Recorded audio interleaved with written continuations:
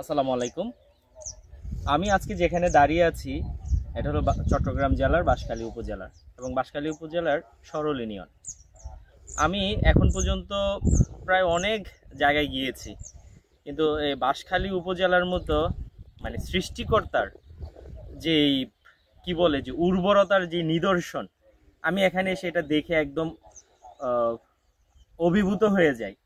কারণ এই একই মাটিতে আল্লাহ মানে তাদেরকে এত পরিমাণ দান করেছে।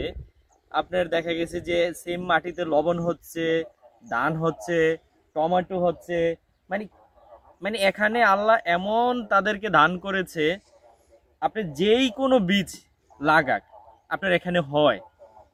এই যে এখানে যেটা আছে, আমি একটা টমেটো ক্ষেত, চারোপাশে টমেটো ক্ষেত, এবং অপোজিটে ওই পাশটা দেখা গেছে যে ধান ক্ষেত, এটা পুরাটা টমেটো ক্ষেত। আর এখানকার মানুষ এরা যথেষ্ট পরিমাণ পরিশ্রমী মানুষ, যেটা আসলে নিজ চোখে না দেখলে বোঝা যাবে না। এই যে টমেটো ক্ষেতগুলা, এগুলা যেই পরিমাণ পরিশ্রম করছে, এগুলারে ড্রেন সিস্টেম করে একটা একটা একটা একটা করে টমেটো গাছ প্রথমে বীজ রোপণ করেছে। সেই বীজ থেকে এগুলো আপনারা দেখতে পাচ্ছেন, এগুলা কিন্তু একদম বাঁশের কঞ্চি।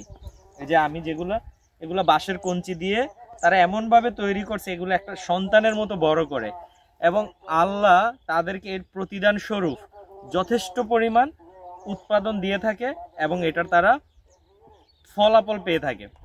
আর আমরা আপনাদেরকে দেখাচ্ছি, একটু চতুর্পাশটা দেখেন, বিশাল এরিয়া নিয়ে। এবং বাঁশখালী উপজেলার প্রত্যেকটা জায়গায় প্রত্যেকটা সিজনে যেই সমস্ত ফলই আসুক, যেই সমস্ত সবজি আসুক, তা রোপণ করা হয়। আমরা দেখাবো আপনাদেরকে বিভিন্ন জায়গায় গিয়ে গিয়ে বিভিন্ন ধরনের তাদের উৎপাদিত শাকসবজি। আজকের মতো আমরা এই টমেটো ক্ষেত থেকে যাচ্ছি, দেখাবো অন্য কোনো জায়গায় অন্য কোনো সবজি নিয়ে।